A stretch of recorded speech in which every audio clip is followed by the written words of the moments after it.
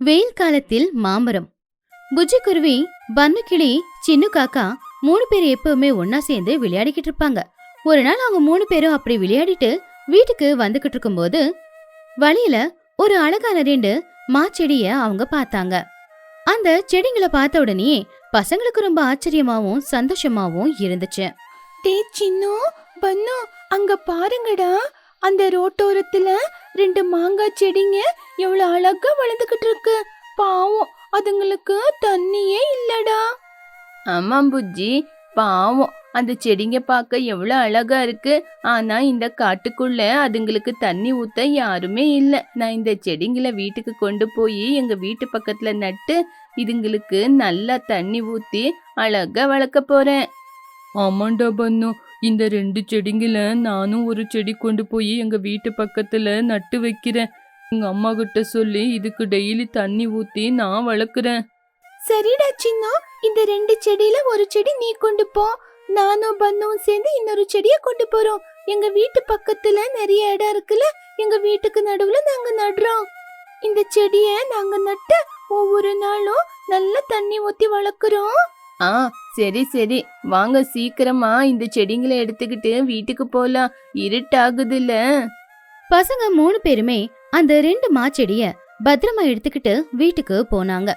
புஜ்ஜியும் பன்னுவும் அவங்க 2 வீட்டுக்கு நடுவுல இருக்கிற காலி இடத்துல ஒரு பள்ளத்து தோண்டி அந்த மாச்செடியை நட்டு தண்ணி ஊத்துனாங்க. இன்னொரு பக்கம் சின்னவும் அந்த செடியை கொண்டு போய் அவங்க அம்மா சிச்சு கிட்ட கொடுத்தான். சிச்சுவும் அவங்க வீட்டு வாசல்ல இருந்த இடத்துல செடியை நட்டுக்கிட்டு இருந்தப்போ அங்க பன்னு கிளி வந்தான். சிச்சு ஆண்டி, நானும் புஜ்ஜியும் கூட ஒரு செடிய நட்டு இருக்கோம். நீங்களும் சின்னவும் செடிய நட்டு இருக்கீங்கல்ல, நம்மளுக்குள்ள ஒரு பெட்டை வச்சுக்கலாமா? பெட்டா? என்னடா பெட்டு பன்னு? செடி நடுறதுக்கெல்லாம் யாரானா பெட்டிங்க வச்சுக்குவாங்களா? இங்க பாருங்க, காசு கொடுக்கறது மட்டும் என்னால முடியாது. காசெல்லாம் ஒண்ணுல ஆண்டி, நம்ம 2 பேரும் ஒரே நேரத்துல தான் செடிய வளர்க்க ஆரம்பிச்சிருக்கோம். யாரோட செடி சீக்கிரமா பெருசாயி அதுல காய் வருதுன்னு பாக்கலாம். அதுதான் பெட்டிங், ஓகேவா? சிச்சு காக்கா சிரிச்சுக்கிட்டே, ஓஹோ அப்படியா, சரி. அப்போ சின்னோ பாத்துக்கடா, நம்ம தான் ஜெயிக்கணும். நம்ம இந்த செடிக்கு நல்லா தண்ணி ஊத்தி கொபரை போட்டு நம்ம தாண்டா இந்த செடிய நல்லா வளர்க்கணும். அம்மா சரி அம்மா, நீங்க சொன்ன மாதிரியே செய்யலாம். அப்படி எல்லாருமே பெட் கட்டிக்கிட்டு அங்கிருந்து அவங்கவுங்க வீட்டுக்கு போயிட்டாங்க. நாட்களும் போய்கிட்டு இருந்துச்சு. புஜ்ஜி பன்னு 2 பேருமே தினமும் அவங்க நட்ட அந்த மாச்செடிக்கு தவறாம தண்ணிய ஊத்திக்கிட்டே இருந்தாங்க. இன்னொரு பக்கம் சிச்சு காக்காவும் வீட்டுக்கு முன்னாடி நட்டு வச்ச அந்த மாச்செடிக்கு தவறாம தண்ணிய ஊத்திக்கிட்டு இருந்துச்சு. இப்படியே 2 வருஷமும் ஆச்சு. அவங்க வீட்டுக்கு முன்னாடி நட்டு வச்ச சின்ன சின்ன மாச்செடிங்க எல்லாம் இப்போ பெரிய பெரிய மாமரங்களா மாறுச்சு. என்னென்ன காய் காய்க்கும் அப்படின்னு நினைச்சுக்கிட்டு இருக்கும்போது திடீர்னு அந்த ஊர்ல வெயில் அதிகமாயி வறட்சியும் வந்துச்சு. இப்போ அந்த ஊர்ல இருக்கிற குளம், குட்டை, கிணறு எதுலயுமே தண்ணி இல்ல. எல்லாத்துலயும் தண்ணி தீந்து போச்சு. குடிக்கிறதுக்கு கூட தண்ணிக்கு கஷ்டமா இருந்துச்சு. அட ச்சே, என்ன இந்த ஊர்ல குடிக்க கூட தண்ணி கிடைக்க மாட்டேங்குது. தண்ணிக்கு ரொம்ப பிரச்சனையா இருக்கு. ஆமா துணி, தண்ணிக்கு ரொம்ப பிரச்சனையா இருக்கு. தண்ணி வேணும்னா பக்கத்து ஊருக்கு போய் பெரிய குடத்துல கொண்டு வரணும் துணி. எனக்கு ஆக மாட்டேங்குது துணி. இப்படி பெரியவங்க எல்லாம் என்ன பண்றது அப்படின்னு யோசிச்சுக்கிட்டு இருக்கும்போது இன்னொரு பக்கம் புஜ்ஜி பன்னு மட்டும் அத பத்தி எதுவுமே கவலைப்படவே இல்ல. என்ன ஆனாலும் சரி, அவங்க மாமரத்துக்கு தினமும் தண்ணி ஊத்தணும்னு அவங்க முடிவெடுத்துட்டாங்க. டே பன்னு, ரொம்ப வெயில் அதிகமா இருக்குடா. நம்ம மாங்காய் செடிக்கு தண்ணி ஊத்தலனா செடி செத்து போயிடும்டா. இது பூ விடுற நேரம், கொஞ்ச நாள்லயே காய் வரும். அந்த செடிய காயறதுக்கு மட்டும் நம்ம விடக்கூடாது. ஆமாம் புஜ்ஜி, தண்ணிக்கு ரொம்ப பிரச்சனையா இருக்கு. இருந்தாலும் பரவாயில்ல, நம்ம பக்கத்தூருக்கு போய் குடத்துல தண்ணி எடுத்துட்டு வந்து நம்ம செடிக்கு ஊத்தலாம். நம்ம செடி நம்மளோட குழந்தை மாதிரி இல்லையா? ஆமாண்டா சின்னு, நம்ம இப்பவே போய் 2 குடத்துல தண்ணிய கொண்டு வரலாமா? அப்படி புஜ்ஜி பன்னு 2 பேருமே வெயில கூட பொருட்படுத்தாம ரொம்ப தூரம் போய் தண்ணிய கொண்டு வந்து தவறாம தினமும் அந்த மாமரத்துக்கு அவங்க தண்ணிய ஊத்திக்கிட்டு தான் இருந்தாங்க. அதனால அந்த மாமரம் பச்சை பசேல்னு இருந்துச்சு. ஆனா இன்னொரு பக்கம் சிச்சு காக்கா அவளுடைய வீட்டுக்கு மட்டும்தான் அவ தண்ணிய கொண்டு வந்துகிட்டு இருந்தா. அவ கொண்டு வந்த தண்ணிய வீட்டோட தேவைக்கு போக சிச்சு சின்னு 2 பேரும் குடிச்சுக்கிட்டு இருந்தாங்களே ஒழிய ஒரே ஒரு சொட்டு தண்ணிய கூட அவங்க அந்த மாமரத்துக்கு ஊத்தவே இல்ல. அதனால பாவம் அந்த மாமரம் கொஞ்சம் கொஞ்சமா வாடி போய்கிட்டு இருந்துச்சு. மாமரம் ரொம்பவும் வருத்தப்பட்டுக்கிட்டு இருந்துச்சு. அந்த மாமரம் மனசுக்குள்ள, ஐயோ, இந்த வெயிலுக்கு என் செடி வாடி போகுது. எனக்கு ரொம்ப தாகமா இருக்கு. இவங்களுக்கு என் மேல கருணையே இல்ல. இவங்க குடிக்கிறதுக்கே தண்ணி கொண்டு வந்து குடிக்கிறாங்க. ஆனா என் செடிக்காக இவங்க தண்ணியே ஊத்த மாட்டேங்கிறாங்க. நான் காய் விடுற நேரத்துல எனக்கு இவ்வளோ கஷ்டத்தை கொடுக்கறாங்களே, எனக்கு ரொம்பவே தாகமா இருக்கு. யாராவது என்ன காப்பாத்துங்க. அப்படி அந்த மரம் ரொம்பவும் வருத்தப்பட்டுக்கிட்டே இருந்துச்சு. நாட்கள் போக போக தண்ணி இல்லாம அந்த மரம் கொஞ்சம் கொஞ்சமா வாடி போக ஆரம்பிச்சுது. கடைசியில ஒரு நாள் அந்த மரத்துல ஒரு இலை கூட இல்லாம எல்லாமே காஞ்சி கொட்டி போச்சு. இத பார்த்து சின்ன காக்கா ரொம்பவும் வருத்தப்பட்டா. உடனே அவங்க அம்மா கிட்ட ஓடி போய் சொன்னா, அம்மா அம்மா, வெளியே வந்து பாருங்கம்மா, நம்ம மரம் காஞ்சு போயிருக்கு, இலைங்களே இல்லம்மா. நம்ம மரத்துக்கு தண்ணி ஊத்தணும். மரம் இல்லனா காஞ்சிடும், நம்மளுக்கு அது பழமே கொடுக்காது. சிச்சு காக்கா கோவமா, டேய் பைத்தியமே, உனக்கு என்ன பைத்தியமா? அவ்வளோ தூரத்துல இருந்து குடிக்கிறதுக்கே தண்ணி கொண்டு வர ரொம்ப கஷ்டமா இருக்கு. அவ்வளோ வெயில்ல அங்கிருந்து தண்ணி கொண்டு வந்து இந்த மண்ணுக்கு ஊத்தணுமா? உனக்கு என்ன பைத்தியமாடா? முதல்லயே இந்த வெயில நம்ம காஞ்சு போய்கிட்டு இருக்கோம். அப்படி இருக்கும்போது தண்ணி கொண்டு வந்து ஊத்த என்னால முடியாது. நீ என்ன வேணா பண்ணிக்கோ. அம்மா, புஜ்ஜி பன்னோட மரம் எவ்வளவு நல்லா இருக்குமா? அவங்க 2 பேரும் ரொம்ப தூரத்துக்கு போய் தண்ணி கொண்டு வந்து அந்த செடிக்கு ஊத்துறாங்கம்மா. கஷ்டப்பட்டு கொண்டு வந்த தண்ணிய அந்த மண்ணுக்கு ஊத்தாதடா. அப்படி சிச்சு காக்கா ரொம்பவும் அலட்சியமா சோம்பேறித்தனமா விட்டுடுச்சு. ஒரு கட்டத்துல அந்த மரம் காஞ்சு போய் செத்தே போயிடுச்சு. ஆனா இன்னொரு பக்கம் பன்னுவும் புஜ்ஜியும் நட்டு வச்ச அந்த மாமரம் இப்ப பச்சை பசேல்னு ரொம்ப பெருசா அதுல மாங்காயும் மாம்பழமும் கலந்து காய்ச்சுது. அத பார்த்து பன்னு புஜ்ஜி 2 பேருமே ரொம்பவும் சந்தோஷப்பட்டாங்க. ஏ புஜ்ஜி, பாத்தியா நம்ம மரத்துல எவ்வளவு பழம் விட்டுருக்கு? மரம் பழத்துல நிறைஞ்சிருக்கு. நம்ம கஷ்டத்துக்கு ஏத்த பலன் கிடைச்சிருக்கு. ஆமாண்டா பன்னு, எனக்கு ரொம்ப சந்தோஷமா இருக்குடா. நான் இப்பவே போய் அந்த சிச்சு அத்தை சின்னுவ கூட்டிட்டு வரேன். நம்ம அவங்க கிட்ட பெட்டிங் பண்ணிருக்கோம்ல. புஜ்ஜி பன்னு 2 பேருமே வேகமா போய் சிச்சு காக்காவையும் சின்ன காக்காவையும் அவங்க மாமரத்துக்கிட்ட கூட்டிக்கிட்டு வந்தாங்க. அந்த மாமரம் அவ்வளவு பெருசா வளர்ந்துருக்கிறது, அதுல அவ்வளவு மாம்பழங்கள் இருக்கிறத பார்த்து சிச்சு சின்னு 2 பேருமே ரொம்ப ஆச்சரியப்பட்டாங்க. ஏ பசங்களா, இது உண்மையிலேயே உங்க மரம் தானா? இந்த மரத்துல கண்ணுக்கு ஒரு இலை கூட காணோம். மரம் நிறைய இவ்வளோ பழங்களே நிறைஞ்சிருக்குதே. பன்னு சிரிச்சுக்கிட்டே, ஆமா ஆண்டி, இது நாங்க வளர்த்த அந்த பெரிய மரம் தான். உங்க மரம் பாத்தீங்களா வாடி போயிருக்கு. எங்க மங்க மரம் பாத்தீங்களா எவ்வளவு பச்சை பசேல்னு எவ்வளவு பசல கொடுத்திருக்குன்னு. சின்னு அழுதுகிட்டே, அம்மா பாத்தீங்களா, அன்னைக்கே நான் சொன்னேன், அவங்க தண்ணி ஊத்தி எவ்வளவு நல்ல மரத்தை வளர்த்து இப்ப பழம் வந்திருக்கு. அவங்க பழம் திங்கும் போது நான் மூஞ்சதான் பாக்கணும். பன்னு புஜ்ஜி 2 பேரும் அந்த மாமரத்துல ஏறி நல்லா பழுத்திருக்கிற 2 மாம்பழத்தை பறிச்சு சாப்பிட்டுக்கிட்டு இருந்தாங்க. அப்பதான் சோட்டுக்கிளியும் துணிக்குருவியும் அங்க வந்தாங்க. அவங்க பிள்ளைங்க நட்டு வச்சு வளர்ந்திருக்கிற அந்த மாமரத்தை பார்த்து அவங்க 2 பேருமே ரொம்ப பெருமைப்பட்டாங்க. அப்பா பசங்களா, உங்க மரத்தை எவ்வளவு நல்லா வளர்த்திருக்கீங்க. அவ்வளோ தண்ணி பிரச்சனையிலயும் இந்த மரத்துக்கு தண்ணி ஊத்திருக்கீங்க. இந்த மரத்து மேல இருக்கிற பாசத்துல அவ்வளோ தூரமா இருந்தாலும் அவ்வளவு தூரத்துல இருந்து நீங்க தண்ணி கொண்டு வந்து ஊத்திருக்கீங்க. சிச்சு ரொம்ப கவலையா, ஆமான் துணி, அவங்க எங்களை விட ரொம்ப பெரியவங்க. நான் தான் சோம்பேறியா இந்த மண்ணுக்கு தண்ணி ஊத்தணுமான்னு தண்ணிய ஊத்தல. இப்போ என்னோட மரமே காஞ்சு போயிருக்கு. என் பையனுக்கு ஒரு பழத்தை கொடுக்க முடியல என்னால. ஆமாம் சிச்சு, நம்ம கஷ்டத்துல இருக்கும்போது அந்த மரத்தோட பசிய தீத்தா நம்ம பசியில இருக்கும்போது நம்மளோட பசிய மரம் தீக்கும். நீ அந்த வெயில்ல கூட உன்னோட பசிய தாகத்தை மட்டும்தான் பார்த்த. ஆனா புஜ்ஜியும் பன்னுவும் தண்ணிக்கு கஷ்டமா இருந்தாலும் அவ்வளவு தூரத்துல இருந்து தண்ணிய கொண்டு வந்து அந்த செடிக்கு ஊத்தி இப்போ அத மரமா வளர்த்திருக்காங்க. மரத்துக்கும் உயிர் இருக்கு சிச்சு. நம்ம அந்த மரத்துக்கு அன்பை கொடுத்தா அது இப்போ பழத்தை கொடுத்திருக்கு. நான் தப்பு பண்ணிட்டேன். நான் என்னைய மட்டும் பாத்துக்கிட்டேனே தவிர அந்த மரத்தை பார்க்கவே இல்ல. நான் தப்பு பண்ணிட்டேன். இதுக்கப்புறம் நான் தண்ணிய கொண்டு வந்து மறுபடியும் அந்த மரத்துக்கு ஊத்தி அந்த மரத்தை ரொம்ப பத்திரமா வளர்க்க போறேன். சிச்சு காக்கா உடனே ரொம்பவும் கவலையா போய் காஞ்சு போயிருந்த மாமரத்துக்கிட்ட மன்னிப்பு கேட்டுச்சு. உள்ளுக்குள்ள கொஞ்சோண்டு உசுறு மிச்சமா இருந்த அந்த மாமரம் சிச்சு காக்கா மன்னிப்பு கேட்டதும் ரொம்ப சந்தோஷப்பட்டு, அப்பா, இன்னைக்குதான் இந்த சிச்சு காக்காவுக்கு என்னோட கஷ்டம் புரிஞ்சிருக்கு. நான் சாகல. எனக்கு தண்ணி ஊத்துனா மறுபடியும் நான் பொழைச்சுக்குவேன். எனக்கு உதவி செஞ்ச துணிக்கு ரொம்ப நன்றி. அன்னையில இருந்த சிச்சு காக்கா ரொம்பவும் மாறிடுச்சு. அவருடைய அலட்சியம் சோம்பேறித்தனம் எல்லாத்தையும் விட்டுட்டு வீட்டுக்காக ஒரு பானை தண்ணியும் அதே மாதிரி மாமரத்துக்காக இன்னொரு பானை தண்ணியும் கொண்டு வந்துகிட்டு இருந்தா. அப்படி மாமரத்துக்காக கொண்டு வந்த தண்ணிய தினம் தவறாம அந்த மாமரத்துக்கு ஊத்திக்கிட்டு இருந்தா. இப்படியே நாட்களும் போச்சு. என்ன மன்னிச்சிடு, இதுக்கப்புறம் உனக்கு தண்ணிய ஊத்துறேன், உன்னை நல்லா பாத்துக்கிறேன், உன்னை என் குழந்தை மாதிரி பாத்துக்கிறேன், நீ பச்சை பசேல்னாகு. அப்படி சிச்சு காக்கா நாள் தவறாம அந்த மாமரத்துக்கு தண்ணி ஊத்திக்கிட்டே இருந்ததுனால அந்த மாமரம் இப்ப மறுபடியும் உயிர் பொழைச்சுக்குச்சு. பச்சை பசேல்னு நல்லா பெருசா நிறைய இலைகளும் இருந்துச்சு. இன்னும் கொஞ்ச நாளுக்கு அப்புறமா அந்த மாமரத்துல நிறைய மாம்பழங்களும் காய்ச்சுது. அத பார்த்து சிச்சு காக்கா சின்ன காக்கா 2 பேருமே சந்தோஷப்பட்டாங்க. டே சின்னு, பாருடா, நம்ம மரத்துல பழம் வந்திருக்கு. துணி சொன்னது உண்மைதான். நம்ம அன்பு காட்டினா மரமும் நம்மளுக்கு அன்பு கொடுக்கும். ஏ, சிச்சு ஆண்டியோட மரத்திலயும் பழம் வந்திருக்கு. இனிமே நம்ம எல்லாருமே சேர்ந்து ஒன்னா உட்காந்து பழம் சாப்பிடலாம். இந்த மரம் மறுபடியும் பொழைச்சுக்குச்சு. இத பாக்குறதுக்கே எங்களுக்கு சந்தோஷமா இருக்கு. பன்னு புஜ்ஜி கூட அங்க வந்து அந்த மரத்துல மாம்பழங்கள் இருக்கிறத பார்த்து சந்தோஷப்பட்டாங்க. அப்படி அந்த வெயில் காலத்துல எல்லாருமா சேர்ந்து வளர்த்த அந்த மாமரம் அவங்களுக்கு இனிப்பான மாம்பழங்களை கொடுத்துச்சு. இயற்கைய நாம நேசிச்சா, அதுக்கு நாம உதவிகளை செஞ்சா இயற்கை நமக்கு நிறைய பலனை கொடுக்கும். அது இந்த கதை மூலமா தெரிஞ்சுக்கிட்டோம்.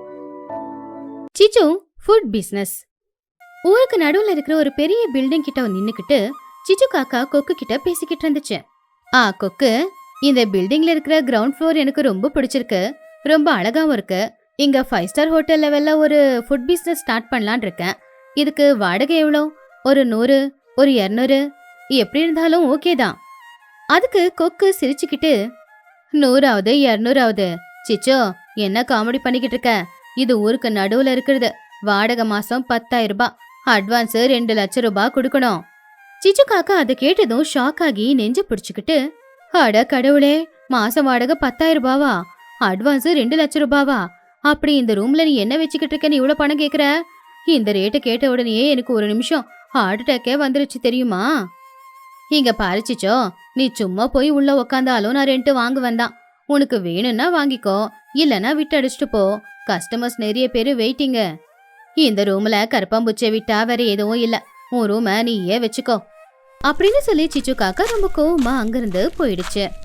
என்ன பண்றதுன்னு தெரியாம அழுதுகிட்டு இருக்கும்போது அப்பதான் அவருடைய புள்ள சின்ன காக்கா அங்க வந்தான். என்னாச்சுமா, ஃபாஸ்ட் ஃபுட் சென்டருக்கு இடம் கிடைச்சுதாமா? எங்க இருந்துடா கிடைக்கும்? அந்த கொக்கு 2 லட்சம் ரூபாய் அட்வான்ஸ் கேக்குறான். இந்த அளவுக்கு பேராசை யாருக்கு இருக்க கூடாதுரா? அப்படின்னா நம்ம ஃபுட் பிசினஸ் பிளான் டிராப் ஆமா? இல்லடா, சிச்சு என்னைக்குமே தோத்ததா சரித்திரமே இல்ல. எனக்கு கரண்ட் பில்லு கட்டக்கூடாது, கடை வாடகை கட்டக்கூடாது, பஞ்சாயத்துக்கு டாக்ஸ் கட்டக்கூடாது. ஆனாலும் பிசினஸ் செய்யணும். எப்படி செய்யறது அப்படிங்கறத பத்தி யோசிச்சுதான் முடிவெடுக்கணும். அந்த நேரத்துலதான் ஒரு குரங்கு ஒரு பழைய துருப்பிடிச்ச ஆட்டோவை விக்கிறதுக்காக கொண்டு போய்கிட்டு இருந்துச்சு. அத பார்த்த உடனே சிச்சு காக்காவுக்கு திடீர்னு மண்டையில ஒரு பல்பு எரிஞ்சுது. கிடைச்சதுரா ஐடியா. டே சின்னோ, போய் அந்த குரங்கோட ஆட்டோவை நிப்பாட்டுறா, எனக்கு பெரிய வேலை இருக்கு. என்னது, ஆட்டோவை நிப்பாட்டணுமா? ஏமா, என்னமா பண்ண போற? டேய், ஆட்டோவை வாங்கினா ஆட்டோ ஓட்டி தான் ஆகணுமா என்ன? அந்த ஆட்டோ தாண்ட என்னோட புது ரெஸ்டாரண்ட்டு. அந்த ஆட்டோவை கொஞ்சம் மாடிஃபை பண்ணி அதை ஒரு ஃபுட் ட்ரக் மாதிரி ரெடி பண்ண போறேன். பிசினஸ் நல்லபடியா நடக்க போகுது பாரு. இப்படியே சில நாட்களும் போச்சு. சிச்சுக்காக கொஞ்சமா பணம் கொடுத்து அந்த பழைய ஆட்டோவை விலைக்கு வாங்கினா. அந்த பழைய ஆட்டோல இருக்கிற சீட்டெல்லாம் எடுத்துட்டு அந்த இடத்துல சமைக்கிறதுக்கு தோதா இருக்கிற மாதிரி ஒரு செட்டப்ப செஞ்சா. ஆட்டோவுக்கு மேல ஒரு தண்ணி டேங்கும் இருந்துச்சு. அன்னைக்கு சாயந்தர நேரம் சிச்சு காக்கா அந்த ஆட்டோவை ஓட்டிக்கிட்டு ஊருக்கு நடுவுல வந்துகிட்டு இருந்தா. ஆட்டோ சவுண்ட் ஹெவியா கேட்டுக்கிட்டு இருந்துச்சு. அவ டிஃப்ரெண்டா ஒரு ஹார்ன் வச்சிருந்தா. அந்த ஹார்ன் சவுண்ட் கேட்ட உடனே எல்லா பறவைங்களும் வெளியில வந்தாங்க. மகிக்கழுகு, லூசி, சோட்டு, டோனி பசங்க எல்லாருமே அந்த ஹார்ன் சவுண்ட் கேட்டு வேகமா வெளியில வந்தாங்க. அம்மா, யாரோ ஐஸ்கிரீம் வண்டி தள்ளிக்கிட்டு வராங்க அம்மா, எனக்கு ஒரு 10 ரூபாய் கொடுமா. அது ஐஸ்கிரீம் வண்டி இல்லடா, ஆட்டோ மாதிரி இருக்கு, யாரோ ஓட்டிக்கிட்டு வராங்க. ஆட்டோவை நிப்பாட்டிட்டு சிச்சு காக்கா ஸ்டைலா வெளியில வந்துச்சு. ஹலோ பேர்ட்ஸ், வெல்கம் டு சிச்சு ஃபுட் ட்ரக். எங்க இந்த ஆட்டோ இருக்குமோ அங்க இந்த சிச்சுவும் இருப்பா. என்ன சிச்சு இது, ஆட்டோ ஓட்டிக்கிட்டு வர? ஓ, இப்ப ஆட்டோ ஓட்டுறியா நீ? ஆட்டோ ஓட்டலட்டும் நீ, இது என்னோட ஃபுட் ட்ரக்கு. நான் ஹோட்டல் ஆரம்பிக்கலாம் அப்படின்னா அந்த கொக்கு 2 லட்சம் ரூபாய் அட்வான்ஸும் 10,000 ரூபாய் வாடகையும் கேக்குது. கூடவே கரண்ட் பில் வேற. இதெல்லாம் என்னால கட்ட முடியாது. அதனாலதான் இந்த ஆட்டோவை நான் விலைக்கு வாங்கிட்டேன். இப்ப இதுதான் என்னுடைய 5 ஸ்டார் ரெஸ்டாரண்ட், இதுல எல்லாமே கிடைக்கும். வாவ் சிச்சு, உண்மையிலே சொல்றேன், உன்னை மிஞ்ச யாருமே இல்ல. புதுசு புதுசா பிசினஸ் ஐடியா கண்டுபிடிக்கிறதுல எப்பவுமே நீ தான் டாப். இந்த ஐடியா ரொம்ப நல்லா இருக்கு. ஐடியா நல்லா இருக்கு, ஆனா என்னெல்லாம் சமைக்கிற? உன்கிட்ட மெனு இருக்கா? மெனு ரொம்ப ஸ்பெஷலா இருக்கும் சோட்டோ. ஆட்டோ ஸ்பேர்ஸ் வச்சே நான் மெனு ப்ரிப்பேர் பண்ணிருக்கேன் பாருங்க. ஆட்டோ கீர் தோசை அப்படின்னா டபுள் மசாலா, சைலன்சர் சூப்பு அதாவது மிளகு ரசம், பம்பர் பிரியாணி அப்படின்னா சிக்கன் பிரியாணி, அப்புறம் ஹெட்லைட் ஹல்வா அதாவது ஸ்வீட்டு. மெனு கேட்டதுமே பன்னுவுக்கு நாக்குல எச்சில் ஊறுச்சு. ஆஹா, ஓஹோ ஆண்டி, மெனு கேட்கும்போது ரொம்ப சூப்பரா இருக்கே. எனக்கு ரொம்ப பசிக்குது. எனக்கு 2 ஆட்டோ கீர் தோசை போட்டு கொடுக்குறீங்களா? இப்பவே அதை சாப்பிடணும் போல ஆசையா இருக்கு. டண்டா, இப்பவே உனக்கு பண்ணித்தரேன். என் முத கஸ்டமர் நீதான். சிச்சு காக்கா ஆட்டோக்கு பின்னாடி இருக்கிற கிச்சனுக்குள்ள போச்சு. அடுப்புல தவா வச்சு தோசைய சுட ஆரம்பிச்சது. எல்லாருமே சிச்சு என்ன பண்ணிக்கிட்டு இருக்கா அப்படின்னு ஆட்டோவை சுத்தி நின்னு வேடிக்கை பார்த்துக்கிட்டு இருந்தாங்க. சிச்சு, ஆட்டோல சமைக்கும் போது உனக்கு பயமா இல்லையா? அதிகமா அசைஞ்சா அதுவும் அசையும் இல்ல? இல்ல டோனி, என் ஆட்டோ ஸ்ட்ராங்கா இருக்கு. இப்ப பாரு தோசை எப்படி வருதுன்னு. தோசையில எண்ணெயை ஊத்தி மேல கொஞ்சம் வெங்காயத்தை கட் பண்ணி போட்டா. பன்னு உடனே கையில ஒரு பிளேட் எடுத்து பிடிச்சுக்கிட்டு, ஆண்டி சீக்கிரமா சூடா அந்த தோசையை இங்க டிரான்ஸ்ஃபர் பண்ணுங்க. சூடா இல்ல அப்படின்னா தோசை சாப்பிடுறதுக்கு எனக்கு சுத்தமா பிடிக்காது. இதோ பன்னு, தோசை ரெடி ஆயிடுச்சு, இரு தட்டுல போடுறேன் அப்படின்னு சொல்லிக்கிட்டு இருக்கும் போதே சிச்சு காக்கா அதோட ஆட்டோவை நிப்பாட்டின இடம் கொஞ்சம் சருவலா இருந்துச்சு. சிச்சு காக்கா ஆட்டோவுக்கு ஹேண்ட் பிரேக் போடவும் மறந்துருச்சு. சரியா பன்னுவோட தட்டுல தோசை போடுற நேரத்துல அந்த ஆட்டோ அங்கிருந்து நகர ஆரம்பிச்சுது. ஆட்டோமேட்டிக்கா அது ஆன் ஆகி கீழே போக ஆரம்பிச்சுது. சிச்சு காக்கா அதை பார்த்து பயந்து, என்ன இது, ஆட்டோ ஸ்டார்ட் ஆகி போய்கிட்டே இருக்கு. சின்னோ, டேய் ஆட்டோ நிப்பாட்றா. அம்மா, நான் இங்க இருக்க, நான் எப்படி ஆட்டோ நிப்பாட்டுறது? ஹேண்ட் பிரேக் போடவே இல்லையா? போடல நினைக்கிறேன்டா, மறந்துட்டேன். ஆட்டோ போய்கிட்டே இருக்கேடா. ஆட்டோ மெதுவா முன்னாடி போய்கிட்டே தான் இருந்துச்சு. உள்ள சிச்சு காக்கா கையில தோசை தவா பிடிச்சுக்கிட்டு இருந்தா. இன்னொரு பக்கம் பன்னு கையில தட்டை பிடிச்சுக்கிட்டு சிச்சுவோட ஆட்டோக்கு பின்னாடியே ஓடிக்கிட்டு இருந்தான். அப்போ பன்னு சத்தமா, ஆண்டே இருங்க, என்னோட தோசை எனக்கு கொடுத்துட்டு போங்க, ரொம்ப பசிக்குது, என்னால பசி தாங்க முடியல ஆண்டி. சிச்சு காக்காவால குனிய கூட முடியல. டேய் பன்னு, நான் ஆட்டோ போய்கிட்டு இருக்குன்னு கவலைப்பட்டுக்கிட்டு இருந்தா நீ என்னடா இப்படி பண்ற? சீக்கிரமா வந்து ஆட்டோவை பிடிச்சுக்கோடா. ஆண்டி, நான் ஒரு சின்ன கிளி, என்னை ஏன் இப்படி ரன்னிங் ரேஸ் ஓட விடுறீங்க?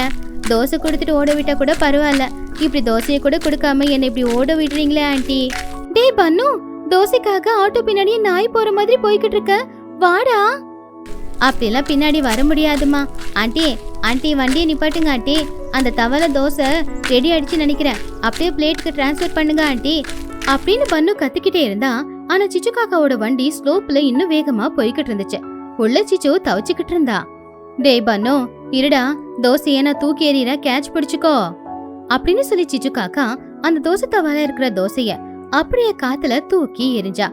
அத பார்த்து பன்னு வேகமா ஓடி வந்து, சூப்பர் ஆண்டி, இப்ப பாருங்க என்னோட ஃபீல்டிங் எப்படி இருக்க போகுதுன்னு எகிரி ஒரு பால கையில கேட்ச் பிடிக்கிற மாதிரியே ஸ்டீல் தட்டுல அப்படியே அந்த தோசைய கேட்ச் பிடிச்சா பன்னு.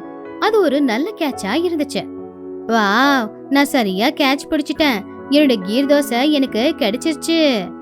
துணிக்குருவி சிரிச்சுக்கிட்டே, என்னடா பண்ணிக்கிட்டு இருக்கீங்க?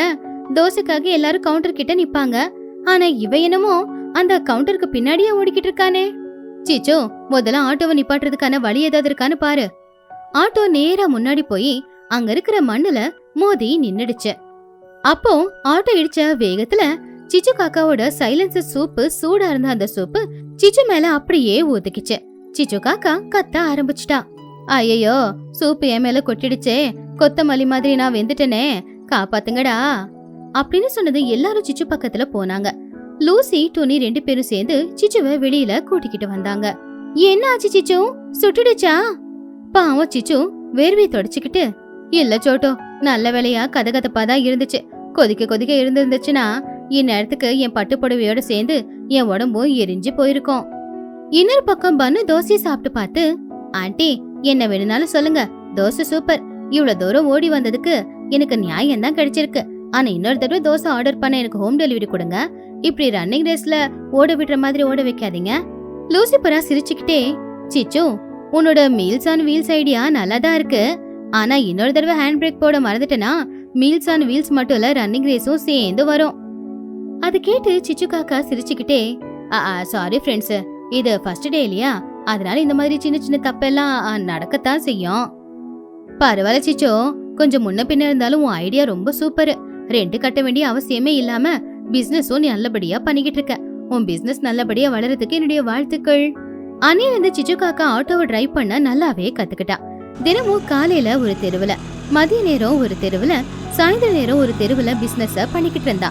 அவளுக்கு ரெண்ட் கட்ட வேண்டிய அவசியமும் இருக்கல. இத பார்த்து கொக்கு ரொம்பவும் ஆச்சரியப்பட்டுச்சு. ஐயோ, என் ரூமை யாரும் ரெண்ட்டுக்கு எடுத்துக்க மாட்டேங்கிறாங்களே. இந்த சிச்சு கம்மி செலவுல ஆட்டோல ஒரு பிசினஸ் பண்றத பார்த்து எல்லாரும் அதே மாதிரி பிசினஸ் பண்ணலாம் அப்படின்னு நினைக்கிறாங்க. இதனால எனக்கு தான் லாஸ் ஆயிடுச்சு. அப்பதான் சிச்சு காக்கா அந்த பக்கமா பாம் பாம்னு ஹாரன் அடிச்சுக்கிட்டு கொக்கு பக்கத்துல வந்து நின்னு, என்ன கொக்கு, ரெண்ட்டுக்கு யாரும் இன்னும் வரலையா? பேசாம என்னோட கடையில கிளீனர் வேலைக்கு சேர்ந்துடுறியா? மாசம் 2000 ரூபாய் பணம் கொடுக்கறேன். என் பிசினஸும் நல்ல டாப் கியர்ல போய்கிட்டு இருக்கு.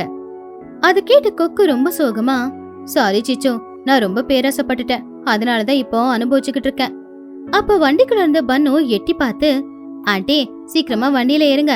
அங்க அந்த தெருவுல யாரோ ஹெட்லைட் ஹல்வாவுக்காக காத்துக்கிட்டு இருக்காங்க. பிசினஸ் நடக்கணும்ல. இதோ வரடா பன்னு அப்படின்னு கொக்கு கிட்ட, பாத்தீங்களா, புது ஐடியா ஒண்ணு இருந்தா போதும், உங்க அளவுக்கு பேராசப்பட்டுக்கிட்டு இருந்தா எந்த வேலையும் நடக்காது அப்படின்னு சொல்லி சிச்சு அவளுடைய ஆட்டோ ஃபுட் ட்ரக்கை எடுத்துக்கிட்டு அவ பாட்டுக்கு பிசினஸ் பண்ண ஆரம்பிச்சிட்டா. கை நிறைய பணமும் சம்பாதிக்க ஆரம்பிச்சா.